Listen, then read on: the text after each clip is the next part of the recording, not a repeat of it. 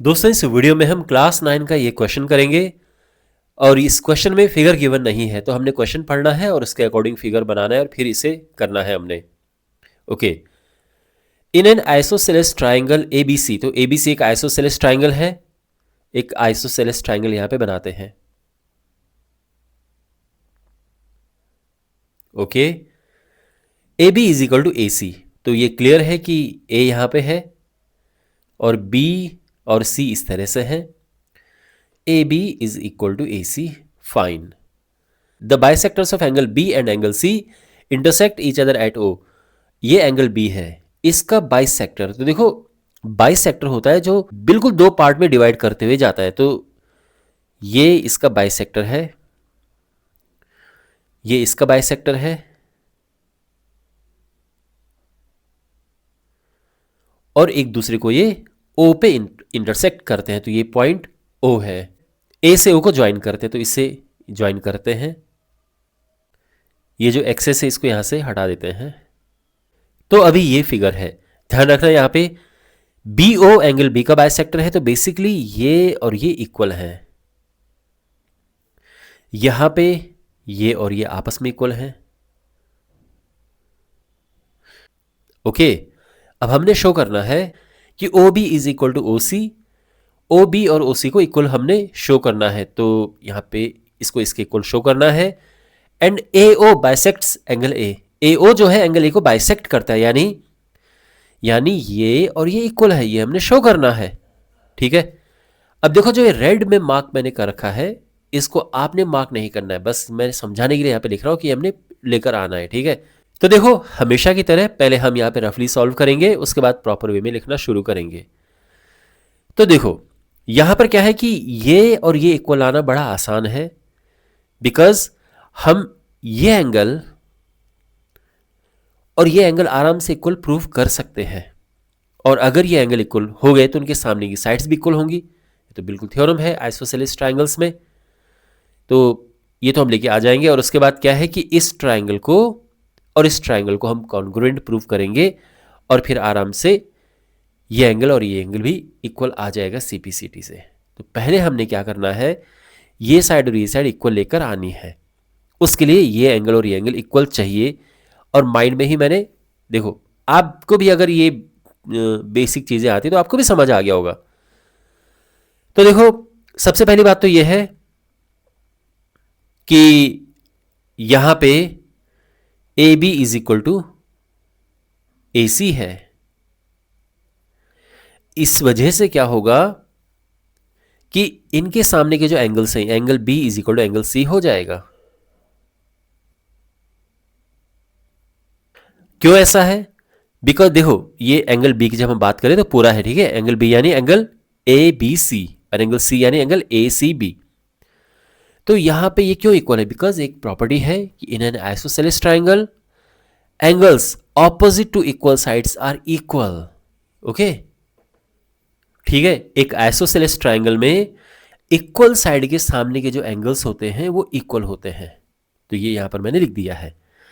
अब एक काम करते हैं कि इसको दो से डिवाइड करते दोनों साइड, तो ये हो जाएगा एंगल बी अपॉन टू और ये हो जाएगा एंगल सी अपॉन टू, और एंगल बी का हाफ क्या है? एंगल बी का हाफ है angle O B C, and angle C का हाफ क्या है? यह है एंगल ओ सी बी। और ऐसा क्यों है? बिकॉज ये दोनों इक्वल हैं।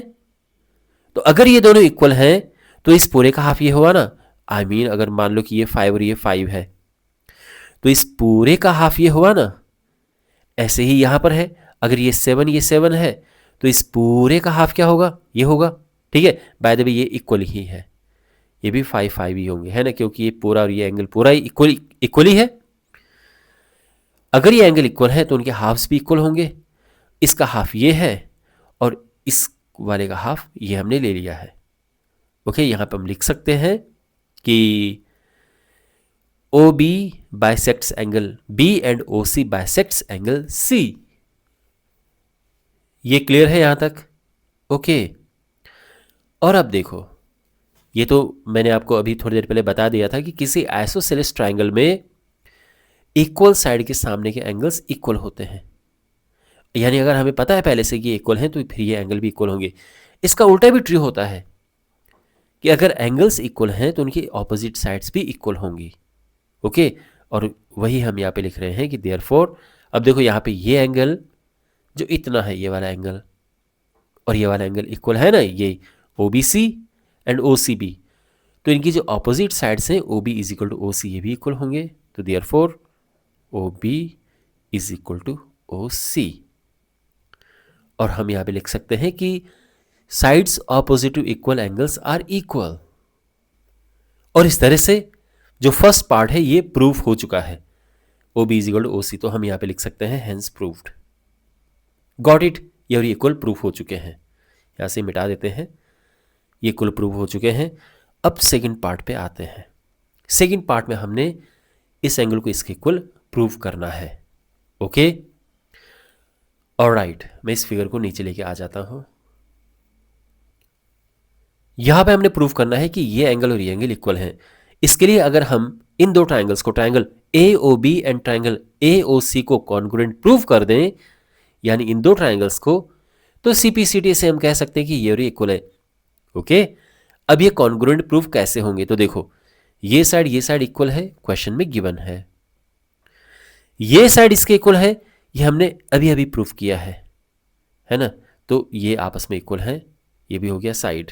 ओके, ये यहां से हटा देते हैं ये। ओके, और ये वाली साइड दोनों के लिए कॉमन है, तो साइड रूल से ये दोनों ट्राइंगल्स आपस में कॉन्ग्रुएंट हो चुके हैं। ओके, तो और फिर CPCT से ये और ये इक्वल आ जाएंगे। तो हम लिखते हैं सीधे, in triangle AOB and triangle AOC, इनमें क्या क्या है, इसमें angle side AB is equal to AC। क्यों इक्वल है, ये स्ट्रेट क्वेश्चन में गिवन है ये। उसके बाद OB is equal to OC है, और ये क्यों इक्वल है, हमने अभी अभी प्रूफ किया है, सो हम लिखेंगे just proved. And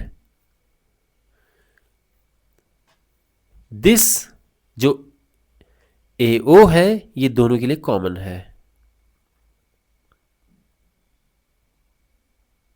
common for both. Okay, so therefore triangle AOB is congruent to triangle AOC, और किस रूल से कॉन्ग्रुएंट है, साइड रूल। या फिर हम लिख सकते हैं कि by side criterion of congruency, ये प्रॉपर तरीका लिखने का, बट हम ये भी लिख देते हैं, ठीक है। Alright, and therefore this angle, यानी angle OAB is equal to angle OAC, simply CPCT। ऐसा क्यों, बिकॉज देखो जब कॉन्ग्रुएंट हो जाते हैं ट्राइंगल्स, जब हम एक बारी ट्राइंगल्स को कॉन्ग्रुएंट प्रूव कर देते हैं, तो फिर उसके कॉरेस्पॉन्डिंग पार्ट्स को हम इक्वल लिख सकते हैं। अब कॉरेस्पॉन्डिंग पार्ट्स कैसे पता करें, तो सिंपल तरीका है, आसान तरीके से बता रहा हूं मैं, कि आप देखो इक्वल साइड के सामने के एंगल इक्वल होते हैं और इक्वल एंगल के सामने की साइड इक्वल होती है, बस ये ध्यान रखना। तो ये साइड इक्वल है, इनके सामने के एंगल ये कॉरेस्पॉन्डिंग पार्ट्स होंगे और ये इक्वल होंगे, ठीक है। जो भी वैसे ये और ये भी कॉरेस्पॉन्डिंग पार्ट हैं, ये और ये भी कॉरेस्पॉन्डिंग पार्ट्स हैं, ये और ये भी कॉरेस्पॉन्डिंग पार्ट्स हैं। ओके, जो भी आपको इक्वल दिख रहे हैं, तो सिंपली कॉरेस्पॉन्डिंग पार्ट्स अगर सिंपली वैसे पहचानना हो तो ये देखो इक्वल साइड के सामने वाले कॉरेस्पॉन्डिंग पार्ट्स होंगे या फिर इक्वल एंगल के सामने वाले कॉरेस्पॉन्डिंग पार्ट्स होंगे। पार्ट्स मतलब एंगल एंड साइड, तो corresponding parts of congruent triangles. Okay, तो ये कॉरेस्पॉन्डिंग पार्ट्स हो गए हैं, इक्वल साइड के सामने इक्वल एंगल, सिंपल, और ये हम इक्वल लिख सकते हैं। तो ये इक्वल आ चुके हैं, इसका क्या मतलब हुआ कि जो AO है बाइसेक्ट्स एंगल ए। ओके भाई, ये इस एंगल को दो बराबर एंगल्स में डिवाइड कर रहा है, बाइसेक्ट कर रहा है, यही है, हेंस प्रूव्ड। तो आई होप आपको ये सोल्यूशन कंप्लीटली समझ आ गया होगा।